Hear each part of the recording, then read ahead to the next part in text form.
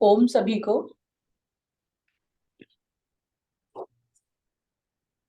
महिला पतंजलि योग समिति द्वारका की निशुल्क कक्षा में आप सबका स्वागत है।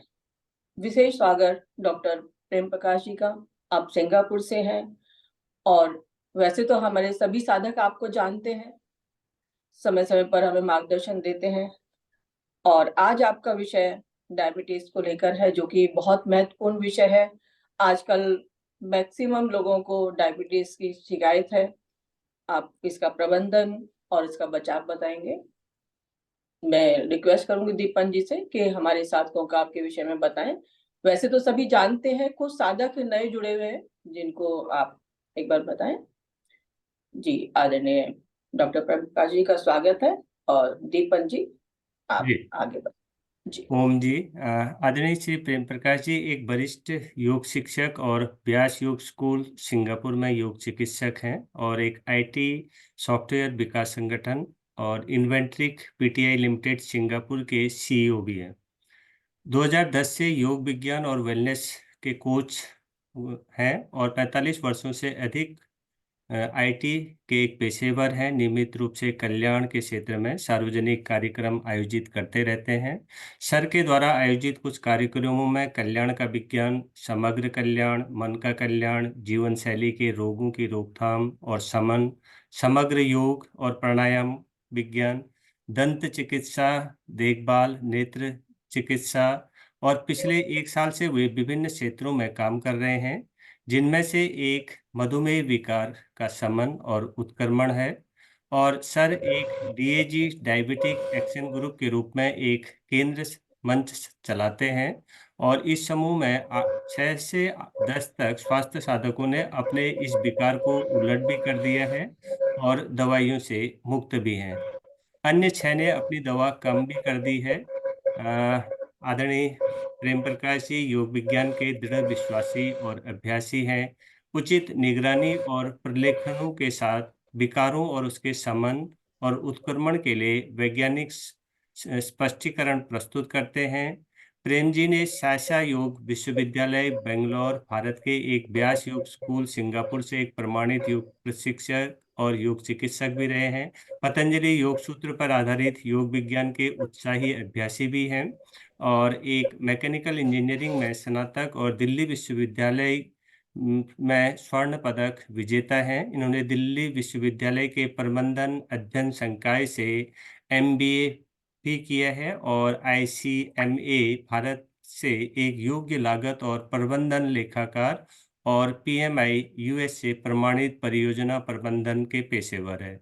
सर ने भारत में एस्कॉर्ट्स, EIL, TCS और सिंगापुर में CK टेक, कंप्यूटर एसोसिएट्स, वोमेक्स, आईफ्लेक्स, रिटिव और इन्वेंट्रिक जैसे संगठनों के साथ इंजीनियरिंग, डिजाइनिंग, प्रबंधन परामर्श, सॉफ्टवेयर परामर्श, समाधान, विकास और रखरखाव के क्षेत्र में काम किया है। आज आपका हमारे कक्षा में स्वागत है। सर से आज डायबिटीज के बारे में डिस्कशन होगा और आप सभी से अनुरोध है कि आप अपने क्वेश्चंस को पहले से लिख करके रख लें। सभी को एक ही बार में हम चांस देंगे, 2-2 बार, 3-3 बार में आप क्वेश्चन नहीं करेंगे। आप सभी का स्वागत है। जी, स्वागत है सर। सभी साधकों को मेरा नमस्कार। सो एज दीप जी ने कहा, मैं प्रेम प्रकाश, मैं सिंगापुर में रहता हूँ और मधुमेह और डायबिटीज़ ये एक बहुत ही विकार रूप लिया हुआ है पूरे विश्व के अंदर। तो यही रहा था मेरा बस। और जब दीप जी ने मुझसे कहा तो मैंने कहा इसी के ऊपर चर्चा करते हैं आज। तो इसी पे चर्चा करेंगे, लेकिन जैसे मैं वैसे कोई मेडिकल डॉक्टर नहीं हूँ, ये मैं पहले ही आपको करता हूँ प्रेरित कि ना मैं कोई दवा देता हूँ ना कोई मैं इस तरह से कुछ है। लेकिन क्योंकि डायबिटीज एक लाइफस्टाइल डिसीज है, तो हमारा फोकस केवल लाइफस्टाइल को बदलने के ऊपर रहता है। और जैसे आप सब लोग जानते हैं कि लाइफस्टाइल बदलना सबसे आसान भी है, लेकिन सबसे मुश्किल काम भी है। जो लोग जिनका वजन थोड़ा ज़्यादा होता है, हर एक आदमी को पता है कि वजन कैसे कम किया जा सकता है। लेकिन फिर भी वो लाइफस्टाइल चेंज नहीं हो पाता है। तो इसमें नॉलेज के अलावा मेन फोकस इसमें ये है कि आप अपना लाइफस्टाइल कैसे बदलें और फिर उसके बाद अपने डायबिटीज को कैसे ठीक करें। और जब आप डायबिटीज ठीक करते हैं तो उसके साथ आपके बहुत सारी लाइफस्टाइल रिलेटेड बीमारियां भी स्वतः ही ठीक हो जाती हैं। तो इसके ऊपर चर्चा करेंगे। एंड जैसे दीप जी ने कहा, मैं एक पावर पॉइंट प्रेजेंटेशन इस्तेमाल करूंगा। तो पावर पॉइंट प्रेजेंटेशन तो इंग्लिश में है, लेकिन बीच बीच में जितना पॉसिबल होगा मैं हिंदी में बोलूँ। तो अभी मैं अपना पावर पॉइंट प्रेजेंटेशन शुरू कर रहा हूँ। तो मैं मुझे आप शेयरिंग राइट्स दे देंगे दीप जी?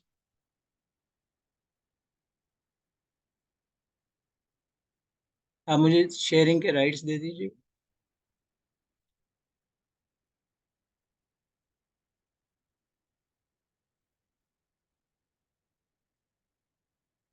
दिए दीप जी शेयरिंग के राइट्स? सर एक सेकंड। या को होस्ट बना दीजिए या शेयरिंग के हाँ राइट्स।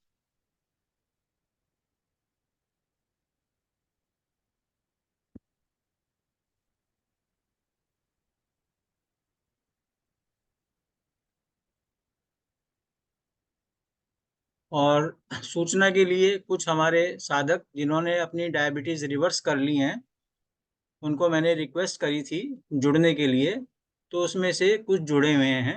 जी सर, कर तो दिया आप, मैंने। हाँ, तो आप उन लोगों से भी चाहें तो वो भी अपनी एक्सपीरियंसेस शेयर करने के लिए आपको बता सकें।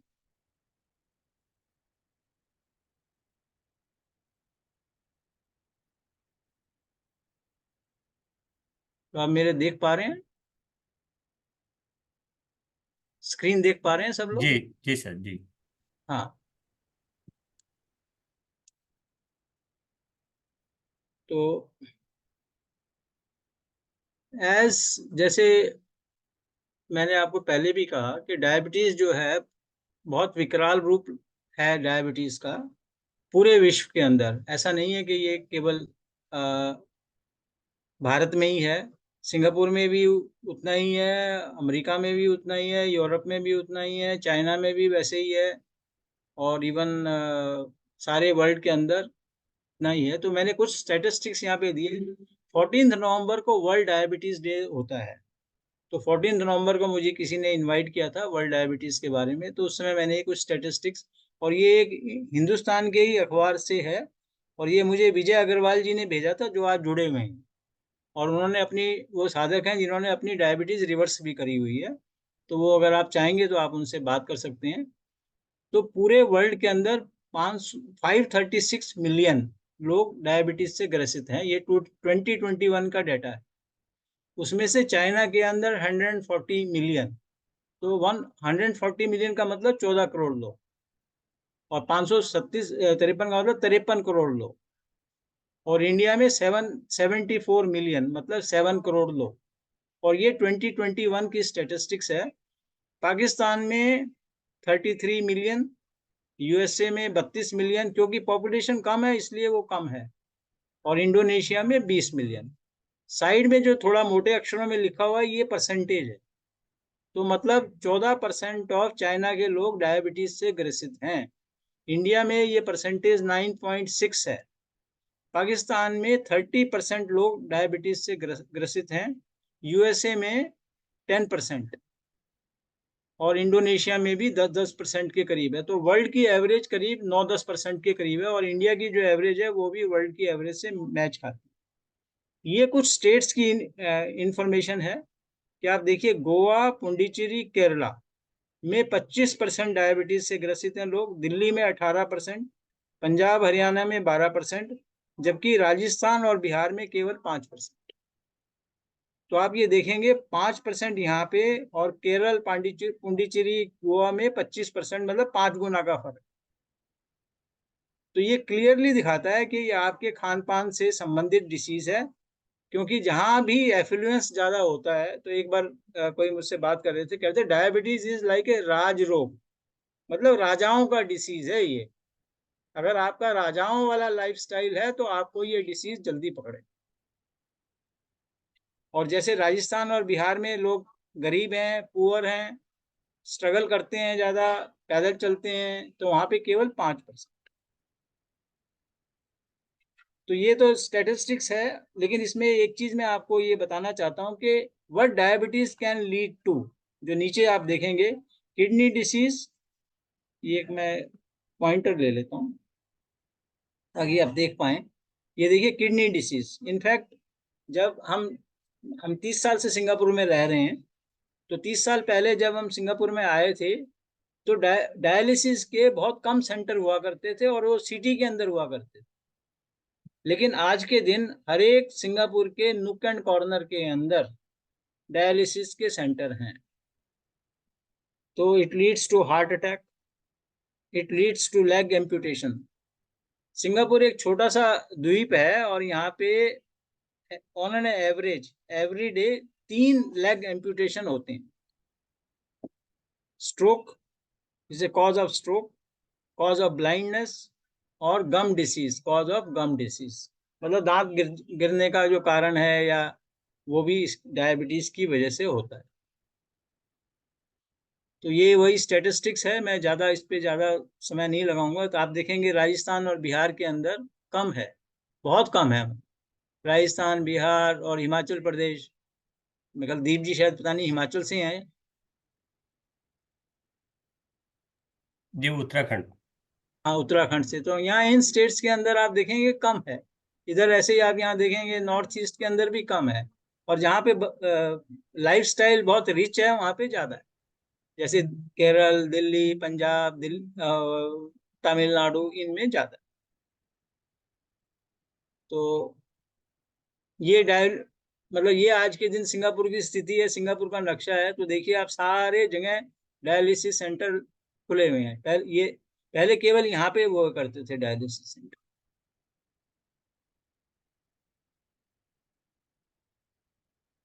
नाउ डायबिटीज दो तरह की होती है, एक टाइप 1, एक टाइप 2।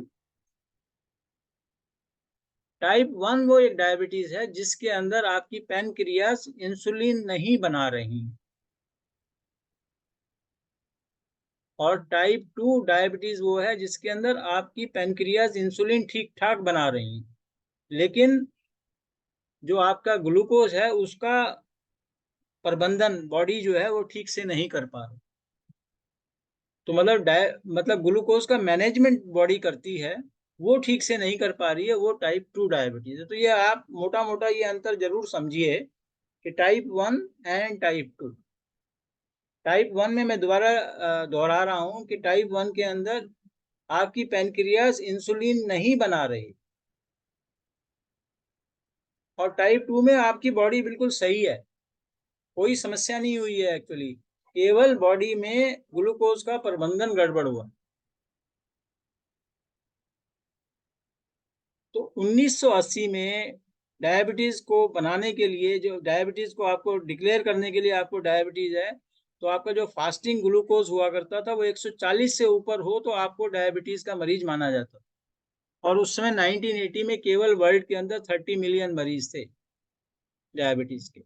2000 के अंदर ये जो अपना बेंचमार्क है इसको थोड़ा लोअर कर दिया, 126 कर दिया, और कुल मिला के 170 मिलियन। और अभी जो है डायबिटीज के 570 मिलियन है, और अभी जो है हमारा डायबिटीज का इंडिकेटर है वो 100 होता है। तो 100 से नीचे होने पे डॉक्टर आपको बताएगा आपको डायबिटीज है, और आप डायबिटीज की दवाई लीजिए। 2030 तक लोग ये एस्टिमेट कर रहे हैं कि 570 मिलियन से बढ़ के 750 मिलियन हो जाए। तो हालांकि वर्ल्ड की पॉपुलेशन करीब 1% बढ़ रही है, लेकिन डायबिटीज के मरीज 6% पर ईयर के रफ्तार से बढ़ रहे। अब रियलिटी डायबिटीज की है क्या? इतना सब होने के बाद भी लोग क्यों डायबिटीज के ऊपर अपना ध्यान नहीं देते हैं? क्योंकि ये एक स्लो पॉइजनिंग डिसीज है। It is a disease where your day to day is not affected. अब आपने कुछ लोगों को देखा होगा कि सब गाड़ी चल रही है, उनकी डायबिटीज है, एक गोली खा लेते हैं, छोटी सी गोली है। पार्टी में गए तो उनको लगता है कि चलो खा लो, पार्टी के अंदर एक गोली और खा लेंगे एक्स्ट्रा। ये मानसिकता हमारे अंदर आ जाती है। जब आपको पहली दफा पता लगता है कि आपको डायबिटीज है तो आपको झटका लगता है, नो डाउट अबाउट इट। हर एक आदमी को, मैंने जितने भी हमारे ग्रुप में बहुत सारे लोग जुड़े हुए हैं, उनको पहली दफा जब डायबिटीज होती है तो उनको झटका लगता है, अरे मुझे हो गई डायबिटीज। अब तक तो मैंने पड़ोसियों को ही सुनी थी। बट फिर वो गोली वोली खाना शुरू कर देते हैं, वो रीडिंग ठीक आनी शुरू हो जाती है, तो वो सेटल डाउन हो जाता है उनका मानसिक। लेकिन जब आपकी डायबिटीज की डिसीज बढ़ती है तब फिर आपको एक और झटका लगता है, फिर आप वो धीरे धीरे बढ़ी हुई दवाई खानी शुरू कर देते हैं, फिर आप सेटल डाउन हो जाते हैं, फिर गाड़ी चलनी शुरू हो जाती है, फिर आप उसको भूल जाते हैं लाइफस्टाइल को। फिर उसके बाद थोड़े दिनों के बाद, 2-1 साल के बाद फिर दोबारा डिसीज वो आपको दवाई बढ़ाने की बात हो जाती है, तो फिर एक और झटका लगता है। तो इस तरह से आपको 3-4 झटके लगते हैं। तो मतलब भगवान आपको 3-4 बार, वो देखा जाए तो संदेश भी दे रहा है कि अब अपना कुछ करना चाहिए। लेकिन जब असली झटका जब लगता है, जब आपको डॉक्टर कहता है कि अब तो आपको डायलिसिस पे जाना पड़ेगा, और तब तक स्थिति जो है कुछ लेट हो जाती है। ऐसा नहीं है कि हमारे केसेस में जो लोग डायलिसिस पे, जब आप डायलिसिस पे पहुंच जाते हो या आपका कुछ और डिसऑर्डर शुरू हो जाता है, आपको ब्लाइंडनेस की फीलिंग शुरू हो जाती है, या आपके लेग के अंदर हीलिंग ठीक नहीं होती है, तब आपको बहुत बड़ा झटका लगता है, और तब तक काफी देर हो चुकी हो।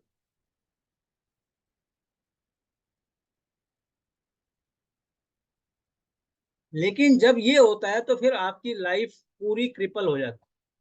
अब इमेजिन करो, अगर आपको लेग एम्पुटेशन हो गया, या आप डायलिसिस पे जाना शुरू कर दिया, बहुत एक्सपेंसिव भी हैं, और आपकी, खाली आपकी लाइफ नहीं, पूरी आपकी फैमिली की, आपके बच्चे अमेरिका में रह रहे होंगे, लेकिन वो आपकी चिंता करेंगे।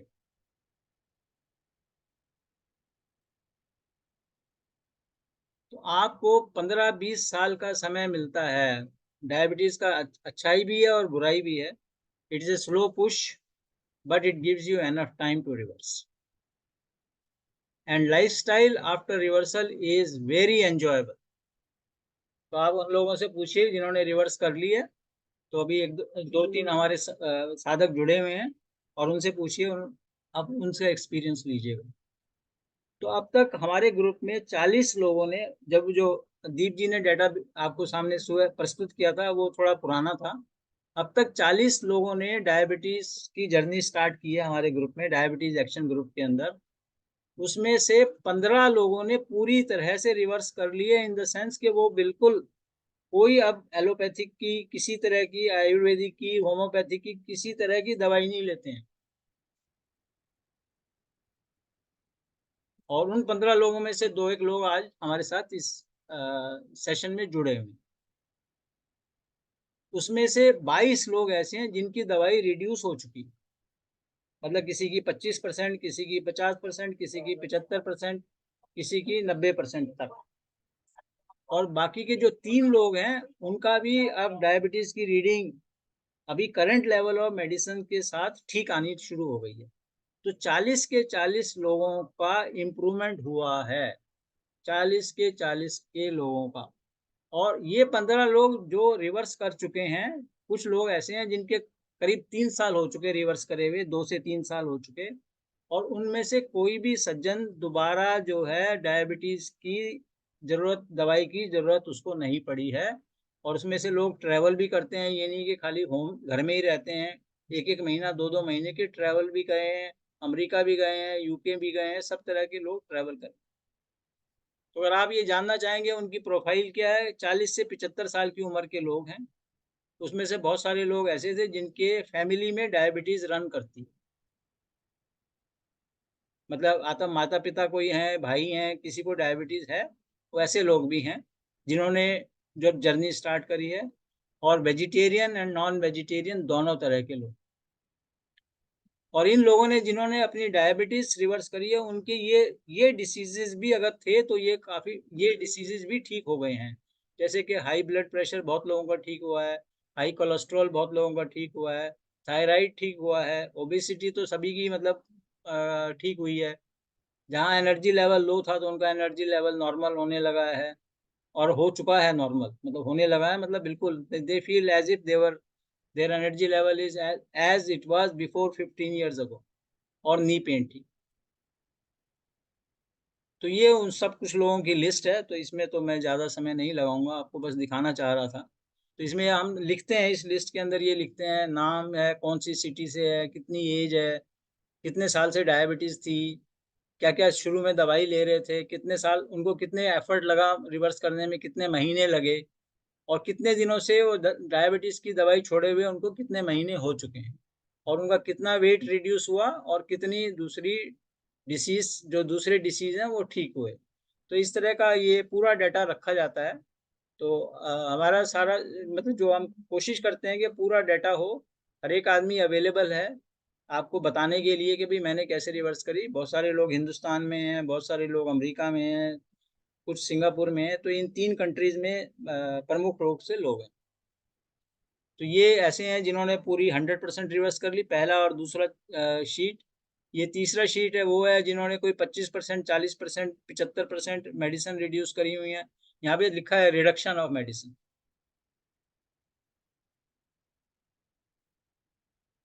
तो अब थोड़ा सा हम ये डिसीज के बारे में समझेंगे कि व्हाट इज डायबिटीज मेलिटस और व्हाट इज मधुमेह।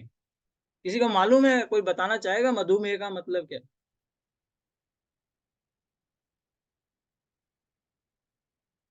अगर किसी को मालूम हो तो बता सकेंगे। मधुमेह का मतलब क्या है? मधुमेह जो संस्कृत वर्ड है, इसका मतलब क्या है?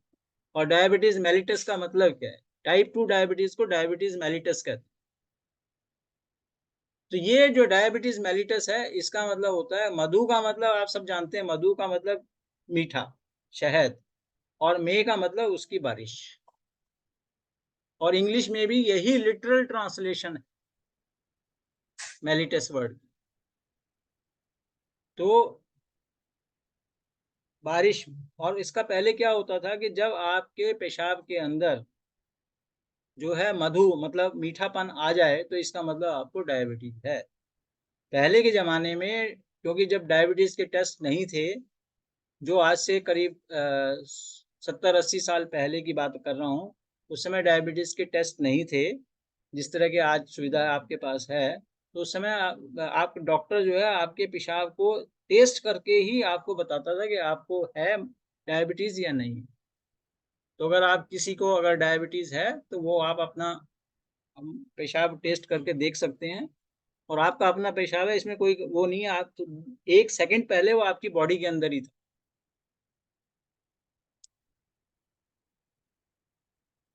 तो जितने भी लोग डायबिटीज से सफ़र करते हैं, मैं उनको ये बोलता हूँ, ये 5 क्वेश्चन आप अपने उसमें रखिए कि जब आपको डायबिटीज़ है और आप दवाई भी खा रहे हो, और दवाई खाने के बाद भी आपका एनर्जी लेवल कम क्यों होता है? जितने भी डायबिटीज़ के मरीज हैं, उनका एनर्जी लेवल सुबह-शाम दोनों टाइम कम होता है। सेकंड क्वेश्चन, जब आप रेगुलर दवाई खा रहे हो, तो आपकी डोसेज क्यों बढ़ती जाती हैं? तीसरा क्वेश्चन, कि जब मैं खाना खा रहा हूँ और मेरे ग्लूकोज भी ज़्यादा है मेरी बॉडी के अंदर, तब भी मैं, why I feel hungry all the times. Question number 4, जब मुझे टाइप 2 डायबिटीज है, तब मुझे इंसुलिन की क्यों जरूरत है? क्योंकि इंसुलिन तो ठीक से बन रही है मेरी बॉडी के अंदर। एंड क्वेश्चन नंबर 5 इज कि जब मैं दवाई रेगुलरली खा रहा हूँ, मेरा लेवल भी ठीक है, तो मेरे दूसरे ऑर्गन के ऊपर क्यों इफेक्ट? तो बाद में थोड़ी चर्चा करेंगे, पहले मैं ख़त्म कर लूँ।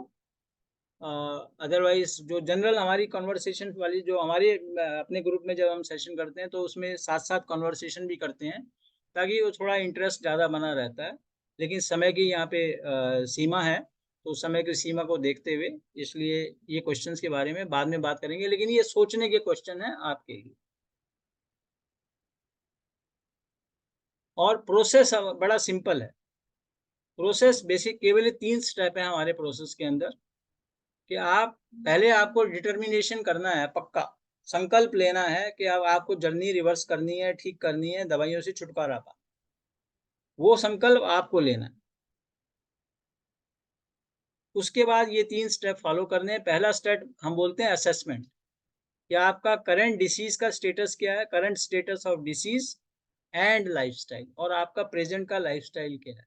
तो उसके लिए एक फॉर्म वगैरह भरना पड़ता है, ताकि आपका, मुझे जानकारी हो जाए कि आपका करेंटली डिसीज का क्या स्टेटस है, क्या दवाइयाँ खा रहे हो वगैरह वगैरह, और क्या उसके अलावा और व्याधि हैं आपके शरीर के अंदर, और आपका लाइफस्टाइल क्या है। उसके बाद सेकंड स्टेप ये है कि कस्टमाइज्ड प्लान बनाते हैं आपका लाइफस्टाइल चेंज करने, क्योंकि जो भी आपकी लाइफस्टाइल है, हर एक मनुष्य का लाइफस्टाइल दूसरे से भिन्न होता है। आप जॉब कर रहे हो, आपका जाने का समय क्या है, आने का समय क्या है, आपकी फैमिली में किस तरह की आपकी सपोर्ट है, क्या है, तो उसको देखते हुए एक कस्टमाइज्ड प्लान बनाते हैं, रादर देन कोई एक जनरल प्लान नहीं होता है। क्योंकि मैंने ये देखा है कि एक जनरल प्लान तो आपको यूट्यूब पे जाएंगे आपको मिल जाएगा, आपको बहुत सारे वीडियो भी मिल जाएंगे उन लोगों के जिन्होंने डायबिटीज रिवर्स करी है, तो सब तो आपको अवेलेबल है, लेकिन उसके माध्यम से हमने देखा है कि जनरली रिवर्स होता नहीं, क्योंकि ये मेरी एक कोर कॉम्पिटेंसी है। आईटी के अंदर भी यही होता है कि कोई भी हम जब चेंज करते हैं बॉडी के अंदर करें, चाहे हम कंपनी में चेंज करें, तो there is always a resistance to change, और आदमी पुराने ढर्रे पे जल्दी से थोड़ी दिनों के बाद अपने पुराने ढर्रे पे पहुंच जाता है। तो change management is one of the area of my core competency in my profession as well as here, कि आपको चेंज मैनेजमेंट को कैसे किया जाए, और उसके लिए डेली मॉनिटरिंग का एक प्रोसेस है कि आपको एक एक्सेल होती है, उसके एक्सेल में एक लाइन आपको रोज भरनी पड़ेगी,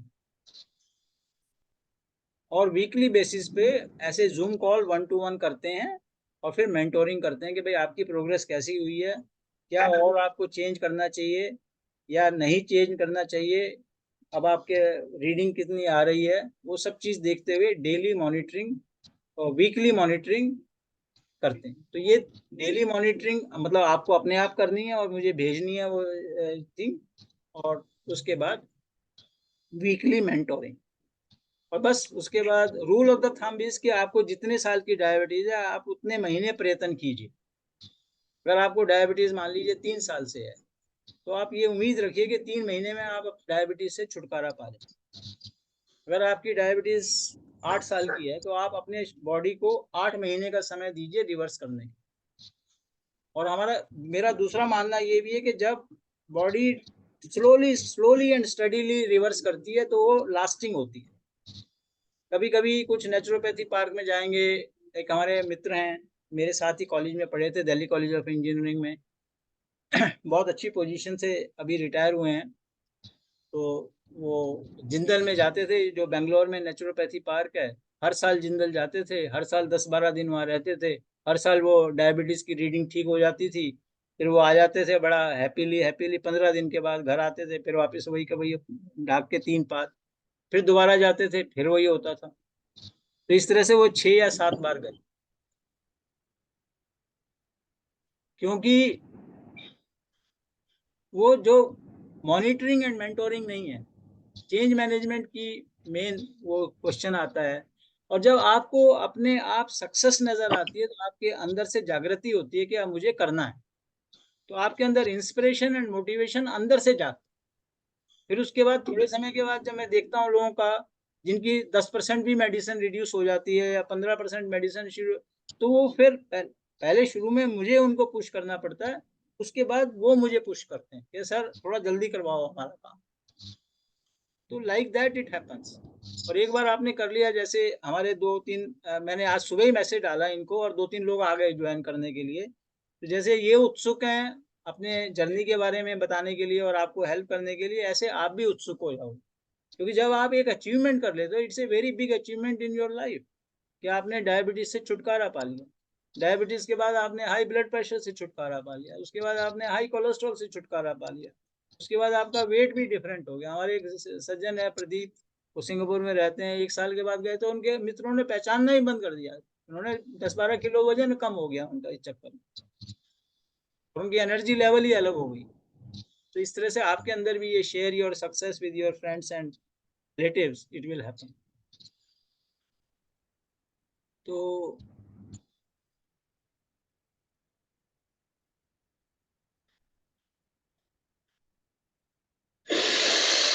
लोगों के प्रश्न भी होते हैं, तो समय की अगेन थोड़ी सी पाबंदी है, तो इसलिए मैं ये ज़्यादा करना नहीं चाहूँगा। तो इस तरह के क्वेश्चन और कंसर्न्स जो हैं टाइप 3 डायबिटीज में 3 तरह की डायबिटीज कहता हूँ, 1, 2 एंड 3। टाइप 3 होती है जब आप 20 साल के करीब से डायबिटीज हो टाइप 2 में, तब आपकी पैनक्रियाज भी जो है टेम्पररीली आपका काम करना बंद कर देती है, क्योंकि आपके अंदर ओवर प्रोडक्शन ऑफ इंसुलिन होनी शुरू हो जाती है। जब वो ओवर प्रोडक्शन ऑफ इंसुलिन होती है तो इंसुलिन कहती है कि भैया मेरी इंसुलिन की जरूरत ही नहीं है, तो बॉडी के अंग भी लिथार्जी हो जाते हैं और फिर आपकी पैनक्रियाज भी काम करना कम कर देती है। तो जनरली अगर 20 साल के बाद की अगर किसी को डायबिटीज है तो आप देखेंगे उसको फिर दोबारा से इंसुलिन की भी जरूरत पड़ती है। इसका मतलब type 3 is equal to type 1 plus type 2, मतलब प्रबंधन भी गड़बड़ है ग्लूकोज का बॉडी का, और इंसुलिन भी आपकी पैनक्रिया से उसका भी निकलना जो है गड़बड़ होगा।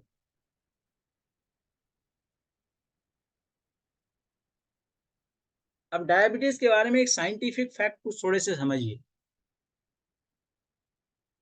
कि हमारे बॉडी के अंदर जो ग्लूकोज है,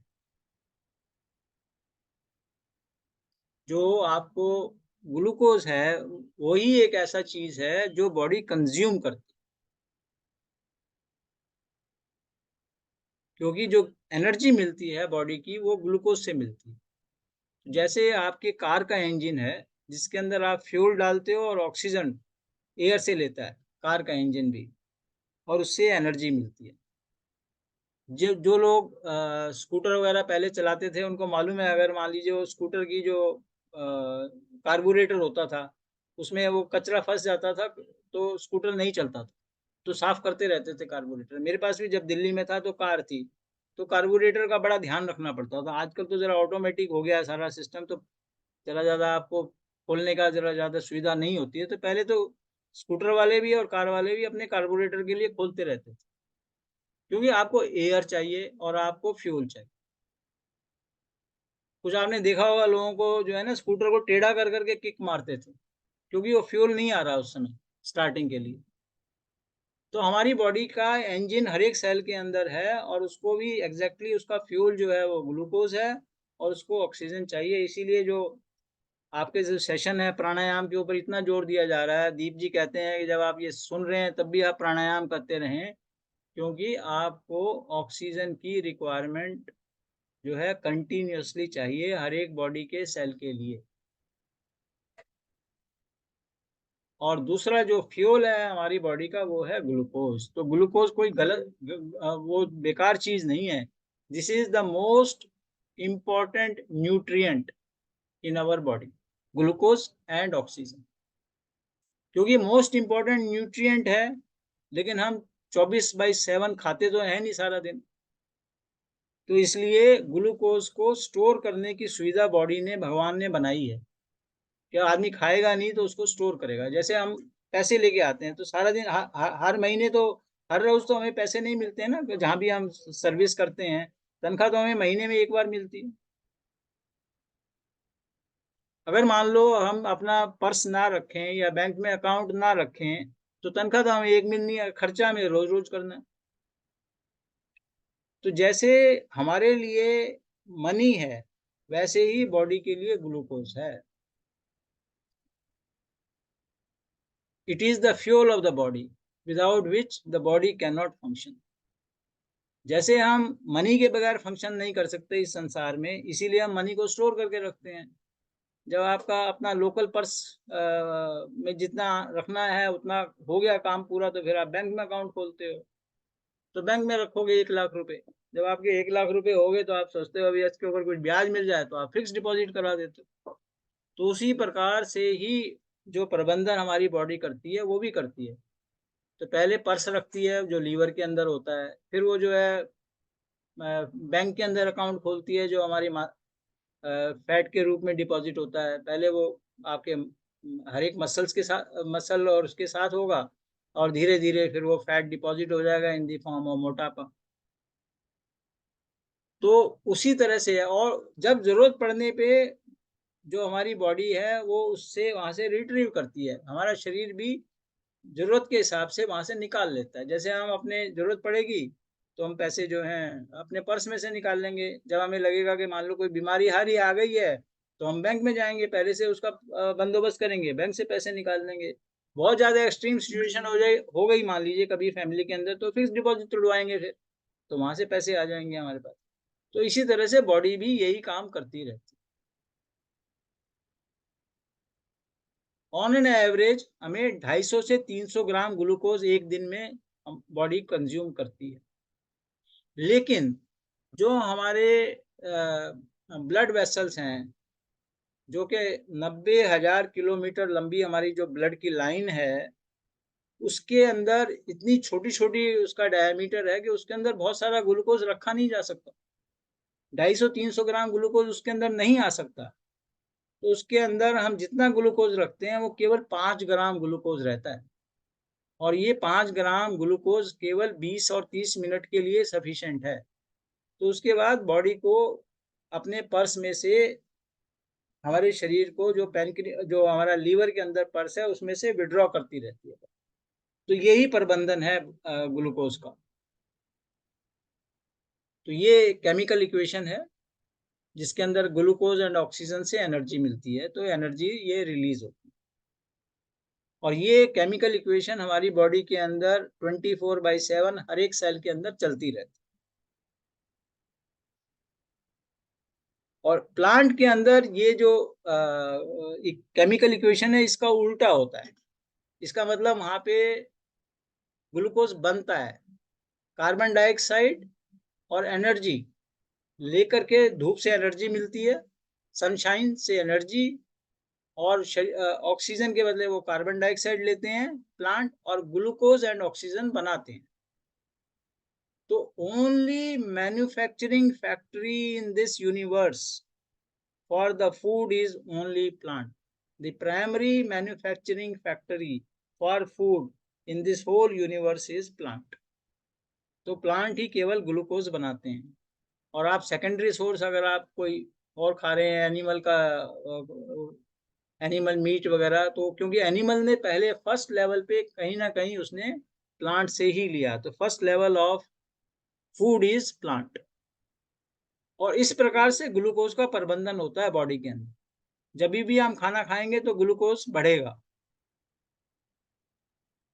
और फिर वो प्रबंधन करके उसको पर्स में डाल देगी, फिर दोबारा ये नॉर्मल स्टेट पे आ जाएगा, फिर दोबारा बढ़ेगा आपका ग्लूकोज जब आप दूसरा मील खाएंगे, फिर आप ऐसे करेंगे तो फिर ये नीचे चला जाएगा, फिर तीसरा मील खाएंगे फिर ऐसे हो जाएगा। जब मान लीजिए कुछ लोग फास्टिंग करते हैं, पूरे दिन कुछ खाया ही नहीं उन्होंने, तो कहाँ से आएगा ग्लूकोज? तो बॉडी पर्स में से निकालेगी। कुछ लोग 2-2 दिन की फास्टिंग भी करते हैं, तो मरते तो नहीं है। 2 दिन की फास्टिंग से कोई नहीं मरता, 3 दिन की फास्टिंग से भी कोई नहीं मरता, गाड़ी तो चली रही है। हमारे पास बॉडी करीब 100 दिन तक का ग्लूकोज रखती है रिजर्व के अंदर।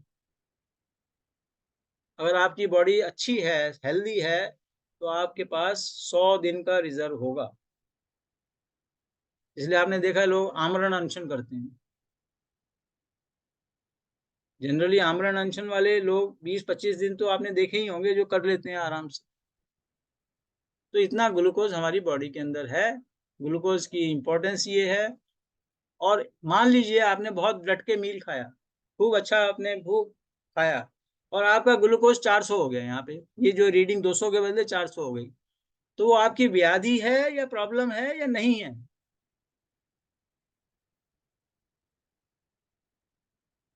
उसका आंसर ये है कि वो प्रॉब्लम नहीं है।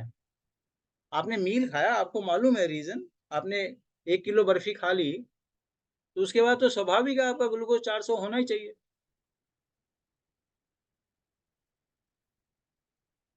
तो अगर आपका ग्लूकोज चाहे 200 हो या 300 हो टेम्पररीली, वो कोई परेशानी की बात नहीं है।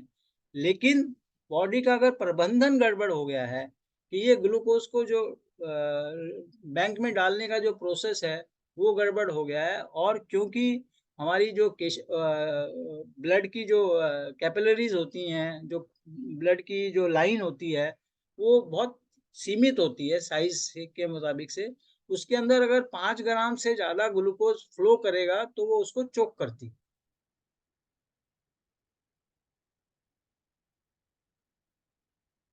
तो ये ऐसे ब्लड की लाइन का एक फोटो है, तो इसको कभी एक्सप्लेन करने का मौका मिलेगा तो जरूर करूंगा। तो बेसिकली हमारी बॉडी में ग्लूकोज का बैलेंस ऐसे रहता है कि हम जब खाते हैं तो हमें कार्बोहाइड्रेट खाते हैं और हमारा डाइजेस्टिव सिस्टम कार्बोहाइड्रेट को ग्लूकोज में कन्वर्ट करते हैं और वो फिर हमारी ब्लड सप्लाई के अंदर घूमता रहता है। जो भी एक्स्ट्रा ब्लड सप्लाई में होता है वो हम उसको प्रबंधन के मुताबिक से हम लीवर में डाल देते हैं। तो लीवर वाला हमारा जो है पर्स वो भर जाता है। जब वो पर्स भर जाता है तो लीवर जो है उसको आगे हमारे एडिपोज टिश्यूज के अंदर डाल देते हैं। तो दो चीजें होती हैं, जो भी हमारा ब्लड में आया ग्लूकोज वो हमारा यूसेज के लिए आएगा, सेल्स, ब्रेन एंड मसल्स ये तीनों यूज करते हैं। जब हम एक्सरसाइज वगैरह करते हैं तो भी हमारे मसल से ग्लूकोज यूज होता है। जहाँ भी एनर्जी हम करेंगे वहाँ पे ग्लूकोज चाहिए। और फिर उसके बाद जो एक्स्ट्रा ग्लूकोज होता है, जो यहाँ भी ये वाली चीज भी भर गई, सब कुछ हो गया, तो फिर वो किडनी के माध्यम से बॉडी बाहर निकालना शुरू कर देती है। It starts throwing away. मतलब आप समझो आपके घर में अब छापा पड़ने वाला है, पैसा इतना इकट्ठा हो गया, आपको ईडी की रेड की फिक्र हो गई। तो फिर आपने देखा होगा कई जगह लोगों ने गंगा जी में पैसे बहा दिए, तो फिर बॉडी ये काम करना शुरू कर। तब तक बॉडी उसको ग्लूकोज को प्रिजर्व करके रखती है इस जगह। लेकिन जब प्रबंधन से बाहर हो जाता है एक नॉर्मल हेल्दी बॉडी का, तब वो उसको यहाँ पे आपके, और तब आपको मधुमेह, मतलब आपके मधु की बारिश शुरू हो गई आपके यूरिन के अंदर। तो ये एक साइंटिफिक डायग्राम है पैनक्रियाज एंड लीवर का कैसे फंक्शन होता है, कैसे मैनेज करते हैं, जो मैंने आपको एक साधारण चित्र के माध्यम से बताया था। ये एक्चुअल जो बायोलॉजी के हिसाब से ये चित्र है। और लेकिन टाइप 2 डायबिटीज क्या होती है? टाइप 2 डायबिटीज के अंदर क्या होता है कि आपके पास, आपको लगता है कि ग्लूकोज आपके पास बहुत बहुत है बॉडी को, लेकिन हमारे सेल वो ग्लूकोज खा नहीं पाते। सेल में ग्लूकोज नहीं पहुंच रहा है। अब आप ये बताइए कि अगर आपके सेल जहां पे इसका कंजम्पशन होना चाहिए उनको ग्लूकोज नहीं मिल रहा है, तो नेचुरली वो पाइपलाइन में ज्यादा घूम रहा है। तो हमारे को ग्लूकोज की रिक्वायरमेंट हमारे ब्लड को नहीं है, हमारे सेल को है। और सेल के अंदर वो ग्लूकोज नहीं जा रहा है। अगर आपके सेल में आपकी गाड़ी, आपके पास घर में बहुत सारा पेट्रोल रखा हो, लेकिन गाड़ी में टंकी में भी पूरा भरी पड़ी हुई है, लेकिन टंकी से इंजन में नहीं जा रहा, तो गाड़ी में पावर आएगी या नहीं आएगी? अब हमारे यहाँ 50 ट्रिलियन सेल होते हैं बॉडी के अंदर। इसके अंदर हमारे यहाँ 50 ट्रिलियन इंजन है बॉडी के अंदर, बॉडी को चलाने के लिए, एनर्जी देने के लिए। हर एक सेल को एनर्जी चाहिए। तो वो जो है, जब 2-4 साल तक कंटिन्यूअसली ये समस्या रहती है, तब हमारी कमजोरी शुरू हो जाती है। जो एनर्जी लेवल, सबसे पहले जितने भी लोग डायबिटीज हैं उनका सुबह सुबह एनर्जी लेवल इतना कम होता है, उठने का मन नहीं करता। शाम को देखें, शाम को काम करने का मन नहीं करता, energy level is low. And the reason for that is because although there is excess glucose in the body, but it is not there inside the cell. So insulin, and doctor लोग बोलते हैं insulin resistant. Insulin resistant का मतलब insulin जो है वो आपके cell को, इंसुलिन का रोल ये होता है कि सेल में अलाउ करे ग्लूकोज को जाने के लिए। तो इंसुलिन रेजिस्टेंट सेल हो गए, इसका मतलब वो इंसुलिन जो है आपकी सेल में ग्लूकोज पहुंचाने में मदद नहीं करता। तो insulin is like a security guard, जैसे वो बाहर बैठी रहती है। तो वो संतरी है, तो वो संतरी कहता है नहीं नहीं मेरे पास तो ऑलरेडी।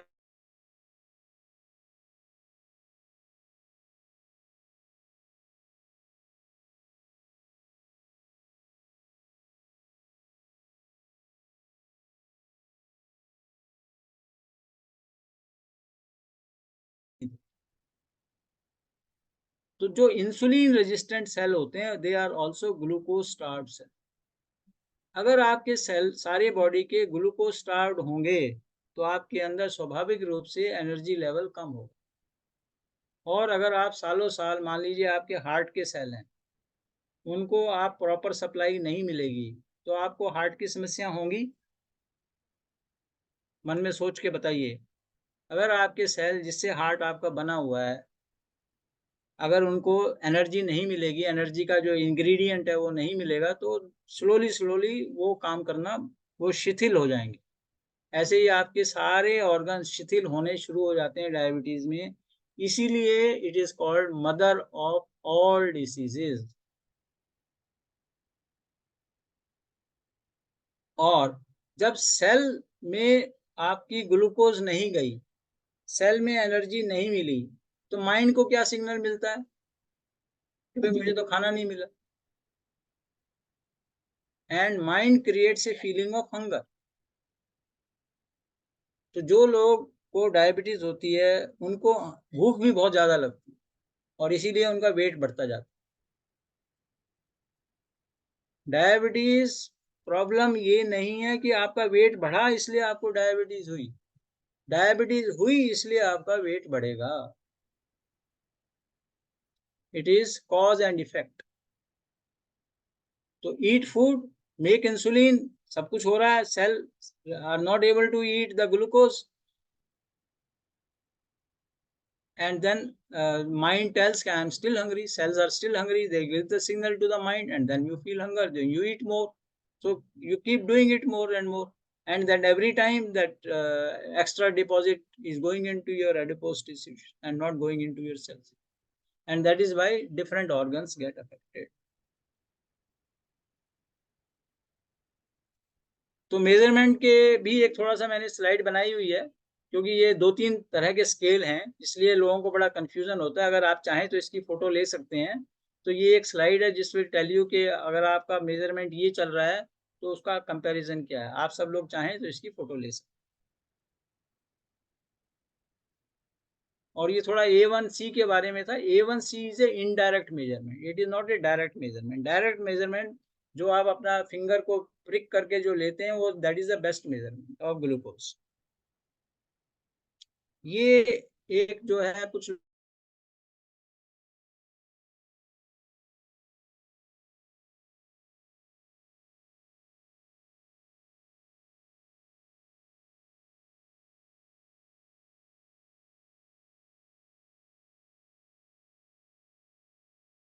अवेलेबल है, और कुछ हमारे ग्रुप के साधक लोगों ने इसको लगाया और थोड़ा मदद मिली इससे लगाने से, ताकि उनको पता लगता है कि भाई अलार्म मिलता है तो उससे कॉन्शियसनेस बढ़ जाती है एक्शन लेने की।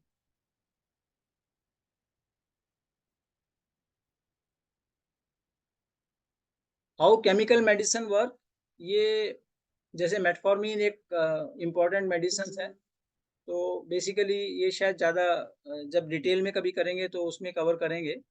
तो बेसिकली ये है कि आप केमिकल मेडिसिन कैसे काम करती हैं, तो इसको मैं छोड़ देता हूँ। Now the question is why to reverse. आपको क्यों ठीक होना चाहिए, वो मैंने शुरू में भी जिक्र किया था कि रिवर्स करने के लिए ये समझिए कि ये मदर ऑफ ऑल डिसीजेज है। और आज 20 साल के बाद फिर आपको समस्या बहुत ज़्यादा बढ़ सकती है लाइफ के अंदर। आज के दिन नथिंग टू वरी, बट जब एक बार आपका सिचुएशन खराब होनी शुरू हो जाती है तो then it becomes very difficult to manage. आज के दिन it is a cake walk. Let me tell you, जब तक आप डायलिसिस पे नहीं पहुंचे हैं, जब तक आप टाइप 3 की सिचुएशन में नहीं पहुंचे हैं, तब तक reversing diabetes is like a cake walk. तो जितने भी हमारे 40 साधक हैं, आप उनसे 1-to-1 पे बात कर सकते हो और आपको लगेगा कि घर में बैठे ही कर रहा है, कोई कहीं नहीं जा रहे। आप घर बैठे हुए अंडर योर अपने बस किचन के खान पान में परिवर्तन करके, थोड़ा लाइफस्टाइल में परिवर्तन करते, कुछ हल्की फुल्की आप धूप वूप सेक करके और कुछ थोड़ा प्रेयर वगैरह करके आप अपने आप को रिवर्स कर सकते हो। और समय की कोई कमी नहीं है, क्योंकि आप 40-20 साल से ऑलरेडी सफ़र कर रहे थे। तो अगर मान लीजिए इवन 1 साल और लगता भी है आपको रिवर्स करने के अंदर, तो it is worth doing it. और एक बार बहुत सारे आपके ऐसे साधक होंगे इस ग्रुप में जो जुड़े हुए हैं, उनके बच्चे बाहर होंगे। अब आप इमेजिन करें अगर आपको डायलिसिस हो गया या कुछ और ऐसी प्रॉब्लम हो गई, तो आपके बच्चे अमेरिका से आएंगे आपको देख रेख करने के लिए। खाली आपकी लाइफ डिस्टर्ब नहीं होगी, उनकी लाइफ भी डिस्टर्ब होगी, आपके स्पाउस को भी परेशानी होगी। तो I always say the best gift which you can give to your children and your spouse is your own health. आप कितना ही पैसा दीजिए, आपके बच्चों को, आज के दिन के बच्चों को आपके पैसे की जरूरत नहीं है। आज के दिन सब साधक के पास अपने गुजारे के लिए सफिशिएंट मनी है, लेकिन health is the main important thing which can cripple your life as well as your family.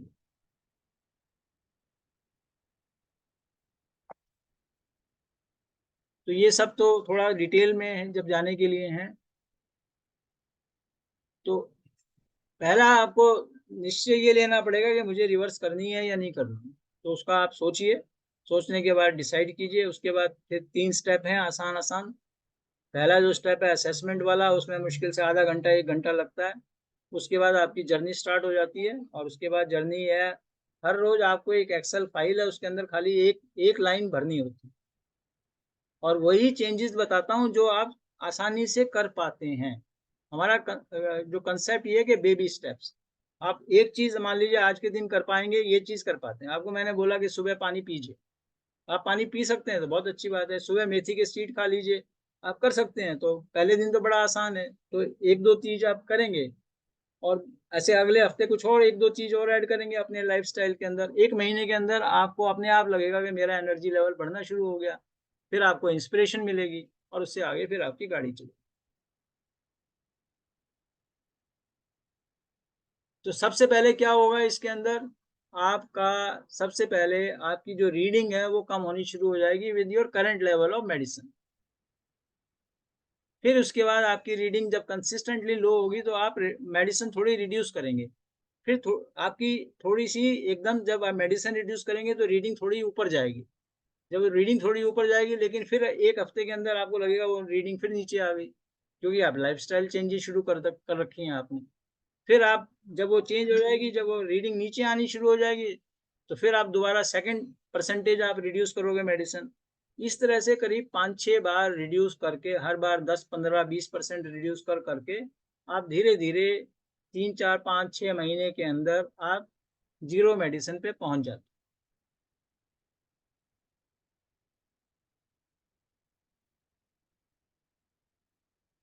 हम करते कैसे हैं, हम पूरा मतलब it's a comprehensive plan, it covers everything. आहार, विचार, व्यवहार, तीनों चीजों पे, जो योगा की लाइफ की जो तीनों तीनों लाइफस्टाइल के कंपोनेंट हैं। 3 मेन कंपोनेंट होते हैं हमारे लाइफस्टाइल के, आहार, विचार और व्यवहार। तो कहीं ना कहीं आपके लाइफस्टाइल के अंदर तीनों चीजों में व्याधि है। तो जब 1-to-1 डिस्कशन करता हूँ, मेंटोरिंग की कॉल करता हूँ, तो मुझे पता लगता है कि आपके आहार की समस्या है, विचार की समस्या है, या व्यवहार की समस्या। तो उसमें तीनों में मिला जुला करके एक्शन लेते हैं। और जो हमारा एक्सपीरियंस है अब तक, सबसे बड़ी समस्या आती है विचार से और व्यवहार से। विचार और व्यवहार 60-70% कंट्रीब्यूट करते हैं, और आहार 30-40% ही कंट्रीब्यूट करता है डायबिटीज की बीमारी के लिए। तो खाली आहार चेंज करने से आप सोचो कि डायबिटीज ठीक हो जाएगी, वो संभव नहीं है। और हमें व्यवहार और विचार ठीक करने में थोड़ा समय लगता है, और आहार करने में भी समय लगता है।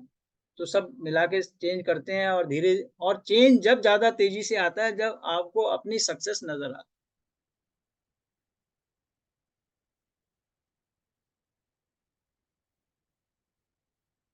तो आहार, विहार, व्यवहार एंड विचार, ये तीनों ही कंपोनेंट हैं।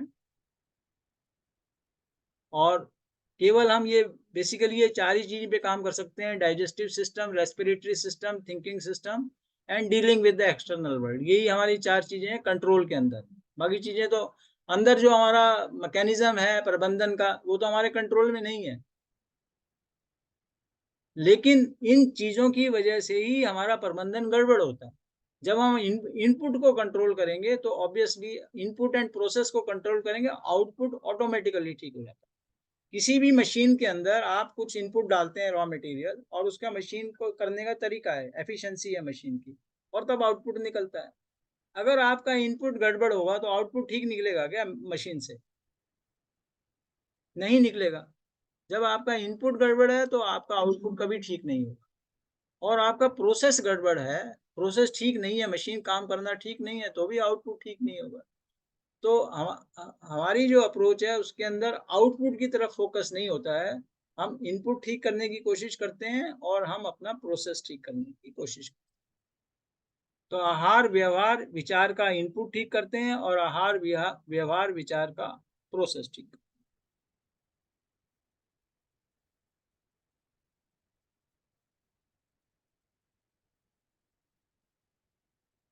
कुछ मोटा-मोटा ये सब लाइफ़स्टाइल चेंजेज़ में ये 12 फैक्टर हैं। आप चाहें तो आप इसकी फ़ोटो ले सकते हैं।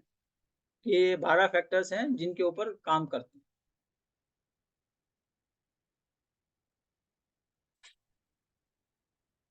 कुछ ये लो हैंगिंग फ्रूट हैं। जनरली मैं कहता हूँ कि इनमें से स्टार्टिंग के लिए आप इनमें से लो हैंगिंग फ्रूट कर लीजिएगा। जैसे breathing exercise is a low hanging fruit. अ,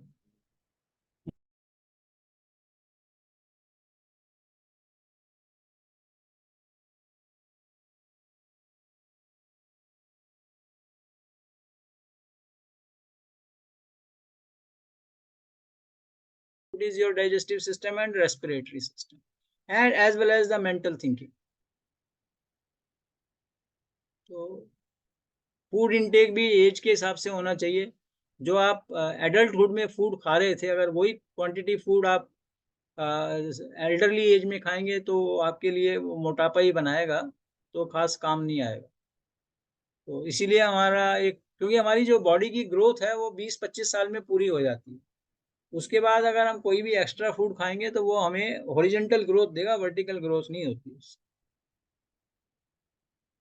तो ये एक स्लाइड है जिसके अंदर आपको क्या खाना चाहिए डायबिटीज़ के लिए, वो एक स्लाइड की समरी है इसमें। आप चाहें इसकी भी फ़ोटो ले सकते हैं। इसमें आप सारे सीज़नल फ्रूट एंड वेजिटेबल खा सकते हैं। इनिशियली थोड़ी-सी प्रॉब्लम होती है, जो फूड जिनके अंदर ग्लूकोज़ एंड फ्रुक्टोज़ ज़्यादा होता है, थोड़ा जब आप रिवर्सल प्रोसेस कर रहे हो तो रिस्ट्रिक्शन रहती है।